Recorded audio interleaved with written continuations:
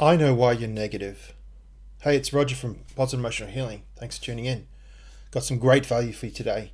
I know why you're negative. I know why people in general tend to be negative. It's because we have a negativity bias.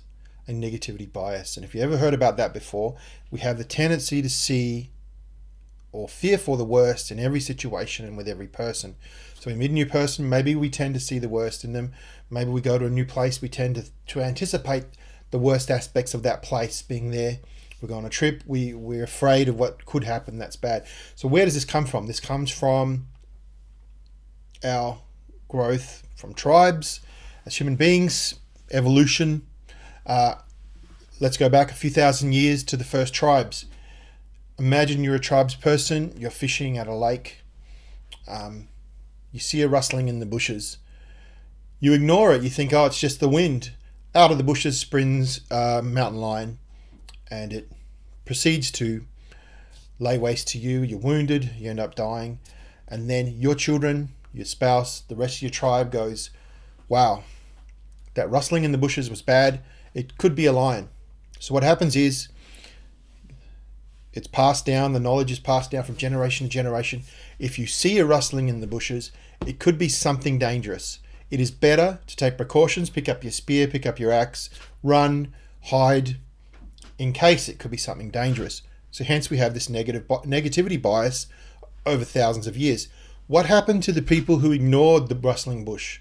So if you imagine millions of people over the world throughout history, a few thousand years, whatever you believe, what happened to the people who ignored their negativity bias? They're not here. They didn't prepare enough. They didn't take enough food. Wild animals devoured them. Strange people maybe killed them or whatever it was. So your negativity bias actually kept you alive. Your negativity bias is part and parcel of your ego, which you're born with and which is formulated as an adult. It keeps you alive. It helps you run, flee, freeze when there's threats. It helps you plan. It helps you make sure you have enough food in the cupboard and make sure you have enough air in your tires. The negativity bias keeps you alive. The problem is we have an advanced brain nowadays. We have a neocortex which processes information, creates images. If I say think of a green apple, you're going to think of a green apple. If I say do not think of a green apple, you're going to think of a green apple. Your neocortex is very evolved, it's very powerful, and it's so creative, and we can imagine and see. And this is how we imagine and create a vision, and then we create it into reality.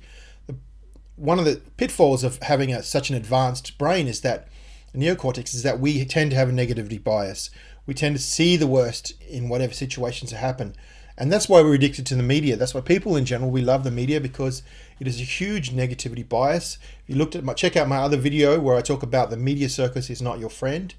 Check out that other video. It's really good, where it talks about the media and their reptilian brain headlines.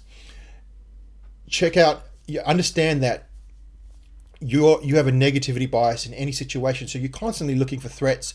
You're constantly looking for dangers. You're constantly looking for something that could affect your well-being in an adverse and negative way. As human beings, because we've evolved as tribes, sophisticated civilizations and cultures, this negativity bias translates into workplace politics, international politics, from the big picture right down to the microcosm, the little picture in your life. So understanding that you have this inbuilt, hardwired negativity bias towards people, towards places, towards things, you're naturally suspicious to varying degrees. Some people have a very small negativity bias. Some people have a huge negativity bias. Once you understand this, you can understand, well, that's why I'm negative.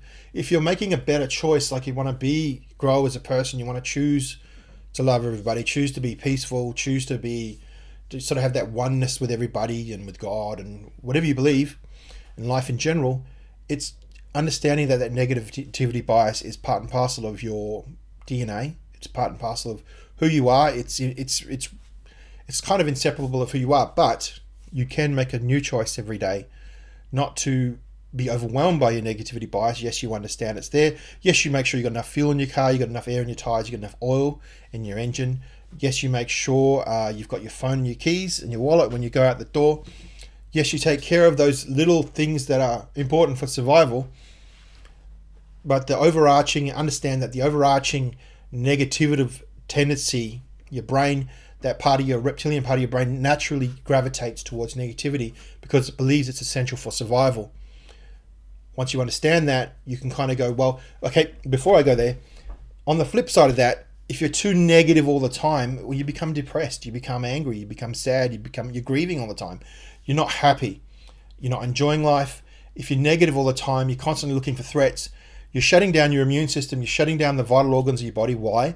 Because when you're stressed and you're negative and you're constantly looking for threats in the external world, or you're picturing horrible things in your imagination, what happens is your mind doesn't know the difference between what's real and what's fake, or what's a fantasy and what's real. So what happens is your body gets yourself ready for that threat. And when your body gets yourself ready for that threat, the blood that was naturally in the core of your body, around your lungs and your heart and or your central nervous system, doing everything it does, repairing tissue cells, blood cells, white blood cells, doing their thing in their body.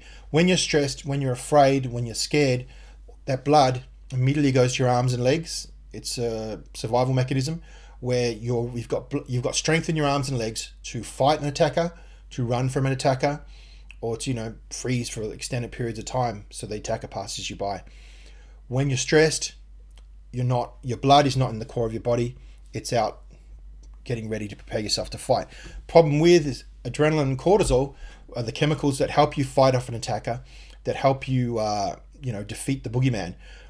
Those chemicals over the long term are not good for you, but for the short term they're very necessary and very helpful for your survival.